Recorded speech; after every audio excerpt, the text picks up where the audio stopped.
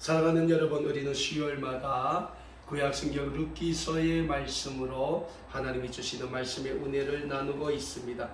오늘은 우리가 받은 본문 말씀인 룻기 2장 1절에서 13절의 말씀으로 하나님의 은혜를 받은 룻이라는 주제로 하나님이 주시는 말씀의 은혜를 함께 나누기를 소원합니다.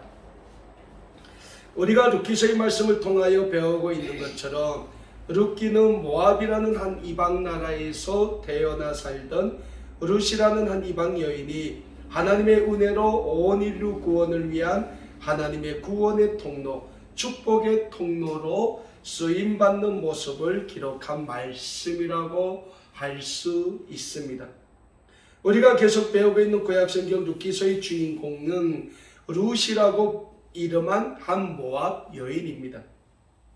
그런데 이 룻이라는 한 모압 여인의 삶을 보면 너무나도 불쌍하고 너무나도 가련하고 너무나도 처량한 삶이다 라고 해야 할 정도로 밑바닥의 인생을 살고 있었던 여인이라고 말씀드릴 수 있습니다.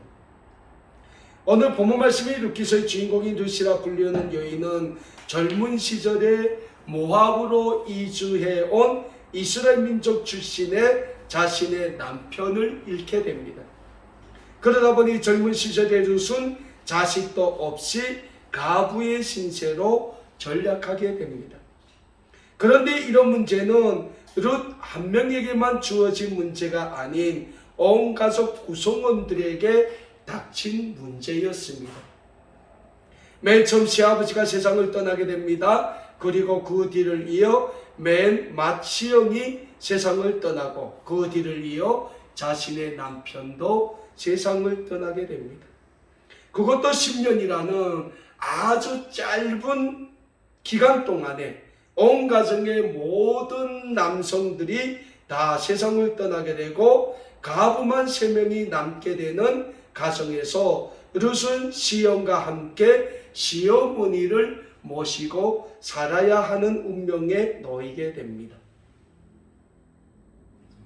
이렇게 불행에 끊이지 않는 가정에서 이 모든 세상을 이겨내며 룻이 이겨내며 살아야 한다는 것은 좀처럼 룻에게 있어서 쉬운 삶은 아니었을 것입니다. 그런 모진 세상의 삶 가운데서 버텨냈던 가정마다 흩어지게 될 태풍 앞에 파손되어 가는 쪽배와도 같은 운명을 룻은 또다시 마주해야 합니다.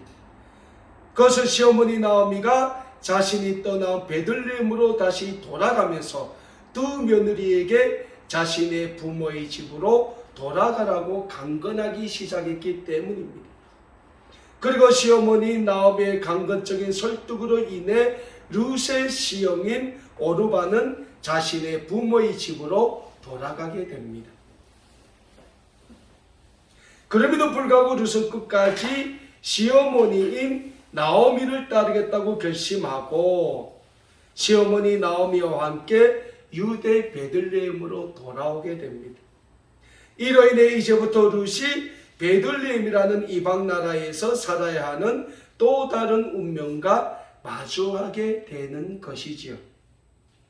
이제까지는 시어머니 나오미가 모압이라는 이방 나라에서 살아야 하는 이민자의 삶을 살았다면 오늘부터는 룻이라는 모압 여인이 유대 베들레헴에서 살아야 하는 이민자의 삶을 마주하게 된 것입니다.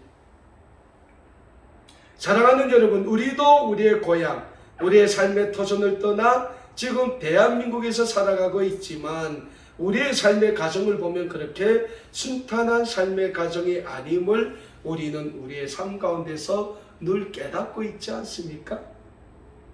룻도 마찬가지라는 거예요. 룻도 모압이라는 자기의 고향, 자기의 삶의 터전을 떠나서 이제는 시어머니 나오미와 함께 돌아온 유대 베들레헴이라는 이방 나라에서 이민자의 삶을 시작해야 될 또 다른 운명에 놓이게 됐다는 거예요. 그러니까 룻기서의 주인공이 룻의 삶은 우리보다 더 가혹한 삶의 현장에 서 있는 여인이었다라고 소개해 드릴 수 있습니다. 왜냐하면 우리는 그래도 대한민국에 입고 가면 이 대한민국 정부에서 많지는 않지만 사회정착에 필요한 지원금도 보상해주고 영구임대 아파트도 주지 않습니까? 그리고 우리가 몸이 불편해 일을 못하면 동주민센터에서 매달 얼마간의 사회생활 보상금도 지원해주고 있다는 거예요. 그런데 룻이라는 이 여인이 살던 당시는 이런 정부의 혜택은 전혀 없었던 시대입니다. 오직 자기 자신이 부지런히 일하지 않으면 살아갈 수 없는 시대가 다름 아닌 룻이 살고 있던 시대였습니다. 그런데 룻이 시어머니 나오미와 유대 베들레헴에 돌아왔지만은 그곳에는 나오미와 룻이 살 수 있는 삶의 터전은 하나도 없었습니다. 왜 그럴까요? 10년 전에 이미 나오미의 가정이 그 유대 베들레헴 땅에 닥친 가뭄을 피해서 모압이라는 지방에 이주할 때 그 베들레헴에 있던 자신의 재산은 다 가지고 모압으로 이주를 했다는 거예요. 그래서 나오미와 룻이 지금 베들레헴에 돌아왔지만은 그 베들레헴에는 나오미와 룻이라는 이 두 여인이 살아가는 데 필요한 삶의 터전은 아무것도 없었다는 거예요. 그러니까 영에서 다시 시작을 해야 된다는 거예요. 그러나 사랑하는 여러분, 우리가 이 세상의 관점에서 바라본 나오미와 룻의 삶은 거지와도 같은 자신들이 가진 것이 아무것도 없는 빈털터리 삶이라 할지라도 그러한 삶 가운데 역사하시는 하나님의 구원의 은혜가 있다는 영적인 진리를 우리는 믿고자 합니다. 그리고 나오미와 룻을 통하여 이루실 하나님의 구원의 그 역사, 하나님의 구원의 은혜가 오늘 본문 말씀인 룻기서 2장의 말씀에서부터 증거되기 시작합니다. 자, 그런 영적인 의미에서 오늘 우리가 받은 본문 말씀이 룻기 2장 1절에서 13절의 말씀을 보면 지금 룻이 시어머니 나오미와 유대 베들레헴에 돌아왔을 때에는 유대 베들레헴이 어떤 시기였습니까? 보리를 추수하는 계절이었습니다. 구약성경 룻기 1장 22절의 말씀을 보면 이런 말씀이 기록되어 있습니다. 나오미가 모압 지방에서 그의 며느리 모압의 룻과 함께 돌아왔는데 그들이 보리 추수 시작할 때에 베들레헴에 이르렀더라 라고 룻기 1장 22절의 말씀에서는 기록하고 있습니다. 그러니까 시어머니 나오미와 그 두 번째 며느리 모압의 룻이 베들레헴에 도착했을 때는 그 베들레헴 지역이 보리를 추수하는 계절이었다는 거예요. 그러니까 지금 베들레헴의 들판에서는 사람들이 보리를 추수하느라 정신이 없는 거예요. 그러나 추수하는 모습을 바라본 룻이 시어머니 나오미에게 이런 말을 합니다. 오늘 본문 말씀이 룻기 2장 2절의 말씀입니다. 모압의 룻이 나오미에게 이르되 원하건대 내가 밭으로 가서 내가 누구에게 은혜를 입으면 그를 따라서 이삭을 주겠나이다 하니 나오미가 그에게 이르되 내 따라 갈지어다 하매. 자, 지금 베들레헴으로 돌아왔는데 나오미와 룻에게는 지금 먹고 살 아무것도 없어요. 근데 그 베들레헴 들판에서는 보리 추수가 시작을 했다는 거예요. 많은 사람들이 들판에 나가서 보리를 추수하고 있지 않습니까? 그 모습을 바라보 룻이 시어머니 나오미에게 말합니다. 어머니 내가 누구에게 은혜를 입어야 그 사람의 밭에 가서 그 보리를 추수하고 남은 이삭이라도 죽겠습니까? 라고 물어보는 거예요. 근데 그 며느리 룻의 말에 시어머니 나오미는 무슨 대답을 합니까? 네가 뭐 누구의 밭에 가라 말은 없어요. 그냥 내 따라 갈지어다. 내 따라 가라 하는 거예요. 뭡니까? 아무 밭에 갔을 때 이삭을 주우라는 거 아니겠어요? 그래서 룻이 당장 먹고 살아야 되니까 그 보리 추수라는 그 들판에 가서 보리를 베는 사람들 뒤를 따라가면서 그 훌린 보리 이삭을 죽기 시작한다는 거예요. 그러니까 그때 당시 보리를 이삭 죽게 한다는 거는 정말 그 시대에 있어서 가장 가난한 사람들, 하나님이 이스라엘 민족에게 율법을 주면서 이런 말을 해요. 너희가 추수를 할 때, 추수를 하고 그 밭에 남은 이삭은 가부와 고아와 그들을 위해서 남겨두라고 했어요. 그 이삭까지 가져가지 말라고 했어요. 그러니까 그때 이삭 죽기는 고아들이나 부모 없는 고아들이나 가부들이 하던 일이라는 거예요. 그러니까 이 세상의 관점에서 바라볼 때는 가장 천한 일이라는 거예요. 그걸 지금 루시아 하고 있어요. 그래서 이삭을 주어요. 근데 그때 누가 등장합니까? 보아스라는 사람이 등장하게 돼요.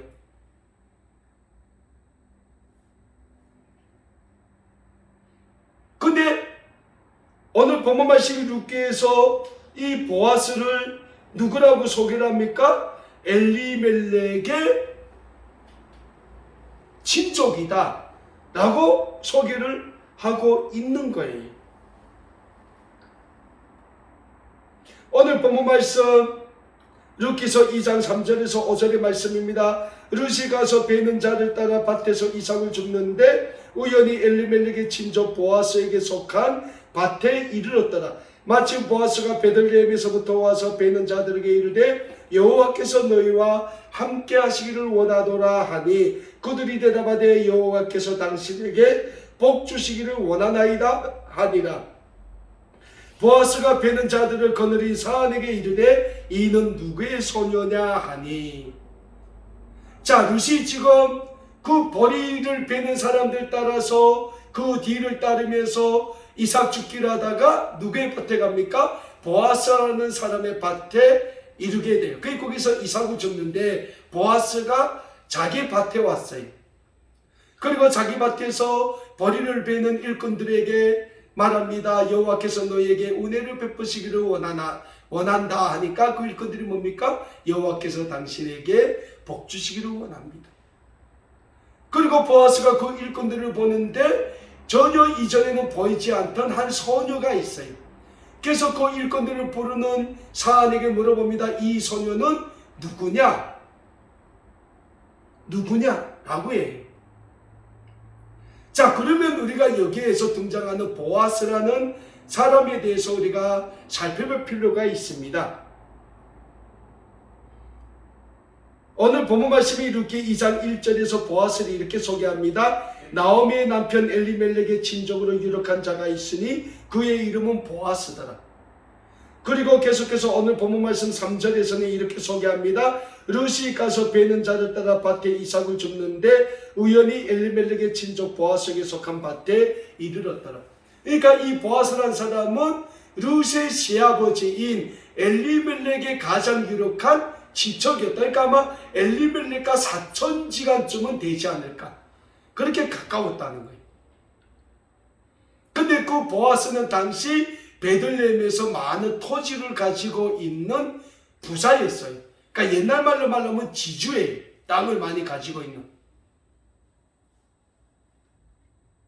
근데 그 보아스의 밭에서 룻이 지금 이삭 죽기를 하다가 보아스의 눈에 띄우게 된 겁니다.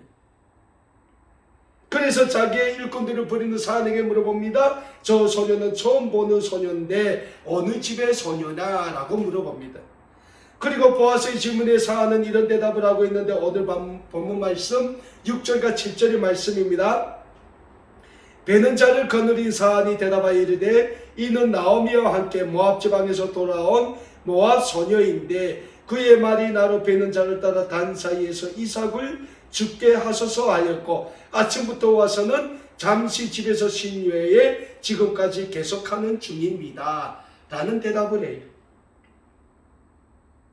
자, 지금 보아스의 질문에 그의 사안이 룻이 누군가에 대하여 자기 주인에게 설명을 합니다. 주인님, 저 소녀는 주인님의 친척인 나오미를 따라온 모압 소녀인데 오늘 아침부터 지금 한 번도 쉬지 않고 집에서 나온 이로는 쉬지 않고 지금까지 이삭을 줍고 있습니다. 라고 설명을 해요. 그리고 자기 사안의 그 말을 들은 그 보아스가 룻을 가만히 지켜봤지 않겠습니까? 근데 정말 성실히 일을 해요. 여러분, 이 성실해야 어디 가서 칭찬을 잘 받는다니까요. 복도 받는 거예요. 그리고 보아스가 룻을 자기에게로 부릅니다. 그리고 보아스가 룻에게 이런 이야기를 하죠. 오늘 본문 말씀 룻기 2장 8절과 9절의 말씀입니다. 보아스가 룻에게 이르되 내 딸아 들으라. 이삭을 주우러 다른 밭으로 가지 말며 여기서 떠나지 말고 나의 소녀들과 함께 있으라. 그들이 베는 밭을 보고 그들을 따르라. 내가 그 소년들에게 명령하여 너를 건드리지 말라 하였느니라. 목이 마르거든 그릇에 가서 소년들이 길어온 것을 마실지니라 하는지라. 보아스가 룻에게 무슨 말을 합니까? 소녀야, 너는 이제부터 다른 밭 가지 말고 내 밭에서 일하는 일꾼들 뒤를 따라서 그들이 출소하는 곳에서 이삭을 주우라는 거예요. 그리고 내가 일하다가 목마르면 그 베들레헴 지역이 얼마나 덥습니까? 낮에는 목마르단 말이에요. 그러면 내 소녀들이 길어온 그릇에 가서 그들이 또 물을 내가 마셔라 그러는 거예요. 그러니까 룻이 깜짝 놀라는 거예요. 왜 놀랄까요? 이 사람이 누군데 나한테 이런 은혜를 베푸냐 이거예요. 왜요? 룻은 어느 나라 여인입니까? 모압 여인이에요. 모압은 이스라엘 민족에게 있어서 적대국이나 다름이 없어요. 근데 그 적대국에서 온 소녀 그 룻을 보아스는 따뜻한 마음으로 친절하게 대해주는 거예요. 그에게 은혜를 베푸는 거예요.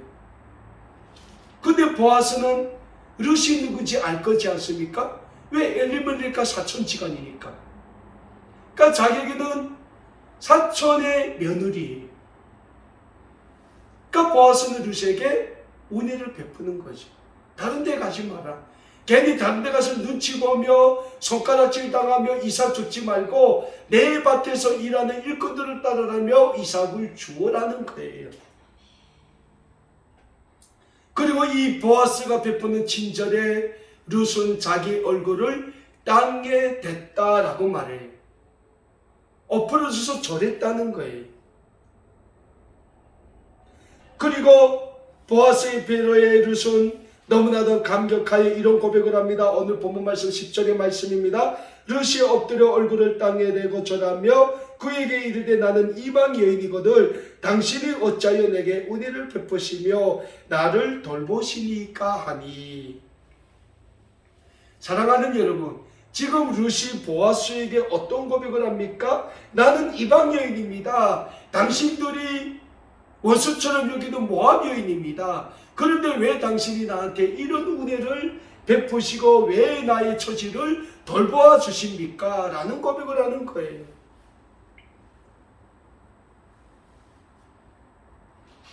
근데 보아스는 그러나 룻에게 자신이 왜 은혜를 베푸는지에 대해 이렇게 설명합니다. 오늘 본문 말씀 룻기 2장 11절과 12절 말씀입니다. 보아스가 그에게 대답하여 이르되 내 남편이 죽은 후로 내가 시어머니에게 행한 모든 것과 내 부모와 고국을 떠나 전에 알지 못하던 백성에게로 온 일이 내게 분명히 알려졌느니라. 여호와께서 내가 행한 일에 보답하시기를 원하며 이스라엘의 하나님 여호와께서 그의 날개 아래에 보호를 받으려 온 내게 온전한 상 주시기를 원하노라 하는지라. 보아스가 뭐라고 합니까? 내가 내 남편이 세상을 떠난 후 내가 내 시어머니 나오미를 얼마나 지국정성으로 돌보고 섬겼는지를 내가 안다. 내가 들었다는 거예요.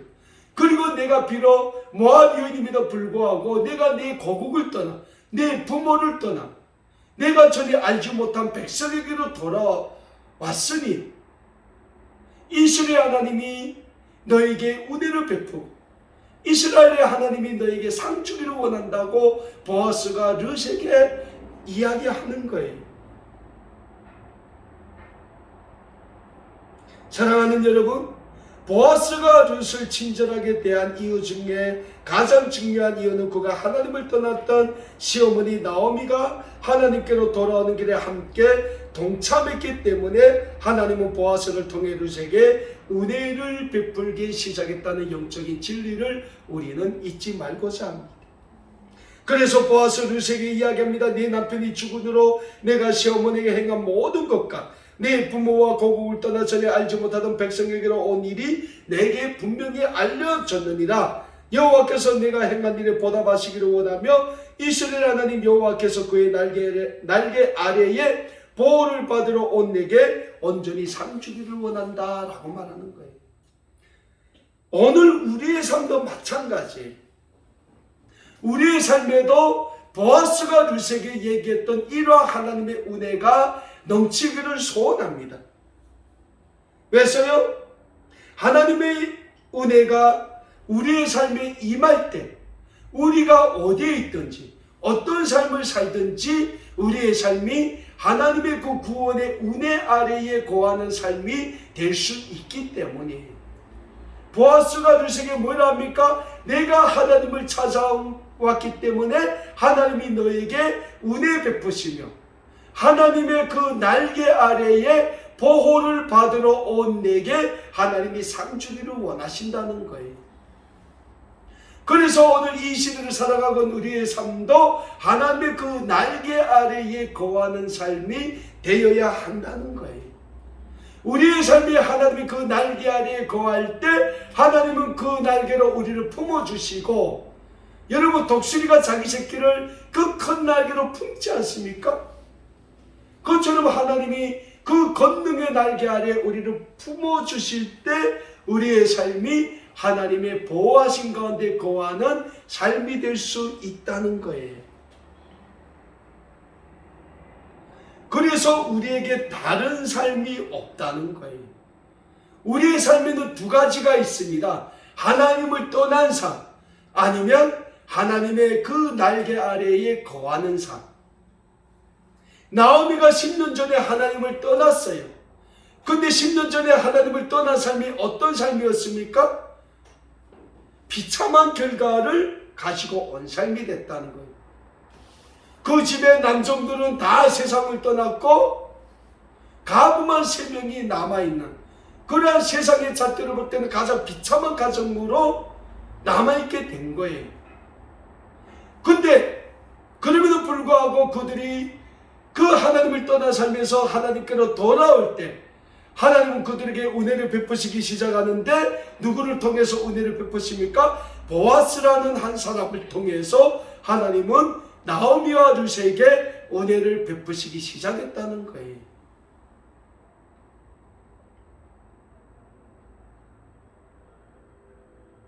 여러분, 사람이 하루에 이삭을 주어야 얼마나 좋겠습니까? 저는 고향에서 살 때 이 가을거리 농촌지원 가서 그 이삭 죽기를 해봤거든요. 많이 못 주어요. 많이 못 주어요. 하루 종일 부지런해도 많이 못 주어요. 한 명에 한 대박 주울 수 있을까요?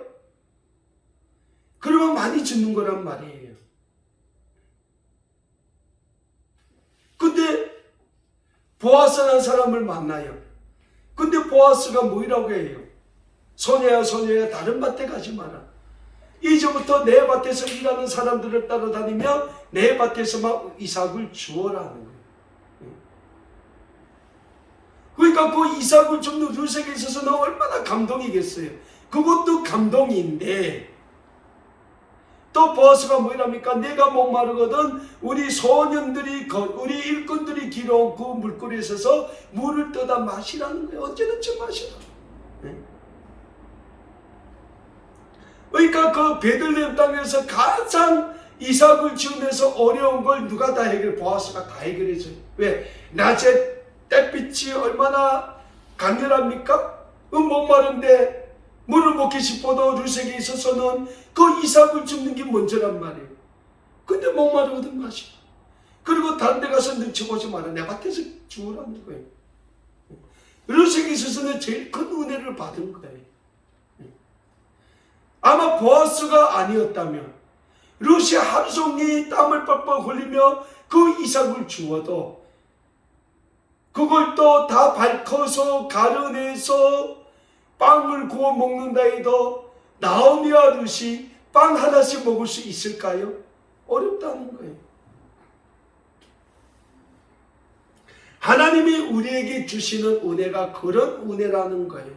우리에게 가장 필요한 것, 우리의 삶에 있어서 우리에게 가장 필요한 그것을 하나님은 알고 계신다는 거예요.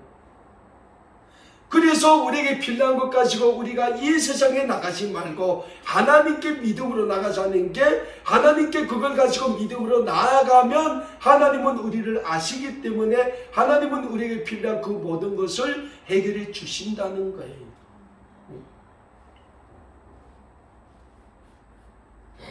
근데 많은 경우 우리는 우리가 살아가는 데 필요한 그 모든 걸 가지고 하나님께 나가기보단 어디로 나가요? 세상으로 먼저 나가요. 그래서 내가 열심히 해봐요. 근데 열심히 해봤는데 잘 됩니까? 잘 됐대요? 네? 분명한 사실은 잘 안 돼요. 이 세상이 그만큼 강팍한 거예요. 네?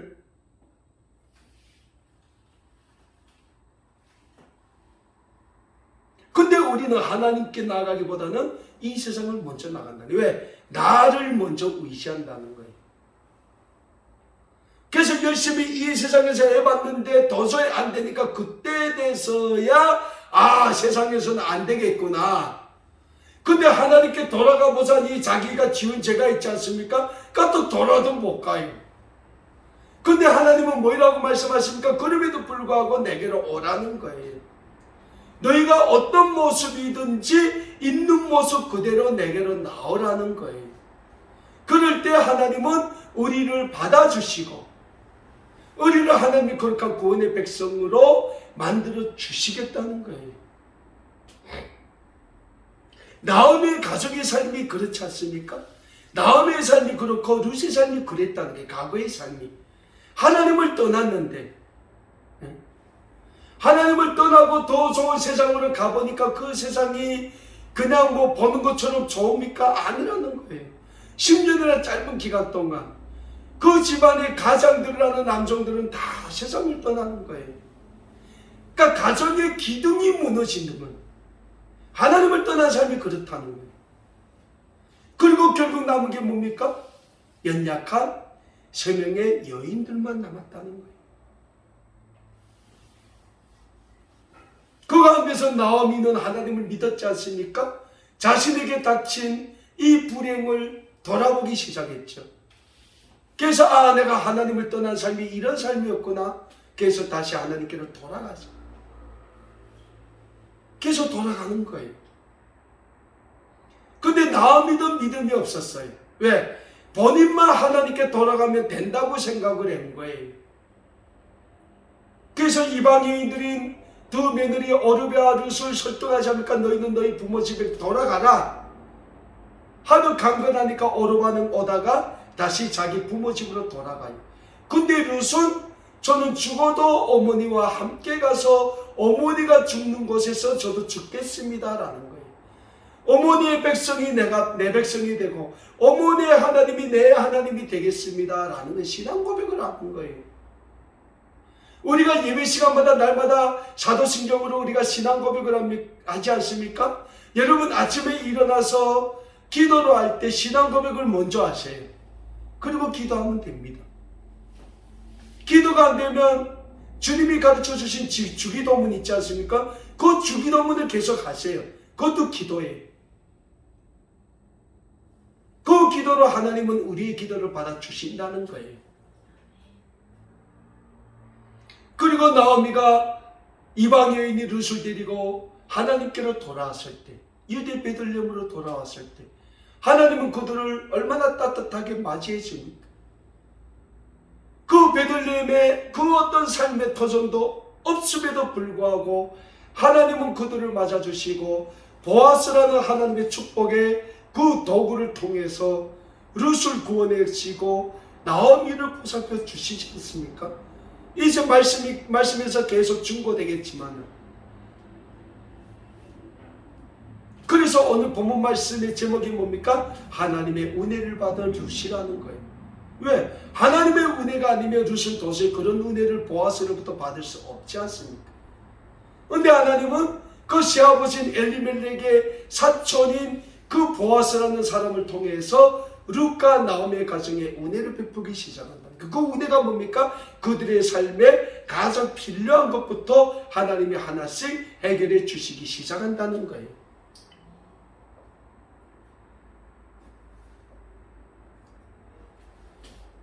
우리의 삶이 룻과 같은 삶이 되어야 합니다. 우리의 삶이 룻과 같은 삶이 될 때 하나님은 늘 우리의 삶을 그 하나님의 전능의 날개 아래 품어주시고 보호해 주신다는 거예요. 그리고 그럴 때 우리의 삶이 하나님이 주신 하늘의 상급을 받는 삶으로 쓰임받게 된다는 겁니다.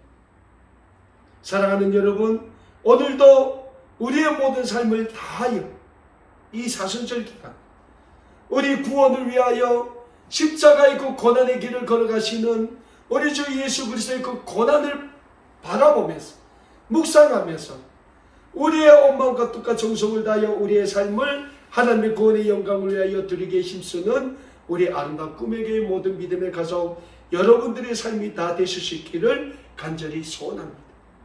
그리고 하나님은 오늘도 우리가 그러한 삶을 살기를 간절히 원하고 계신다는 그 영적인 진리를 잊지 말고 온전히 우리가 있는 그 삶의 자리에서 먼저 우리의 삶을 하나님께 드리게 힘쓰는 우리 모든 아름다운 꿈의 교회 모든 믿음의 가족 여러분들 되실 수 있기를 다시 한번 우리 주 예수 그리스도의 이름으로 간절히 소원합니다. 기도하겠습니다.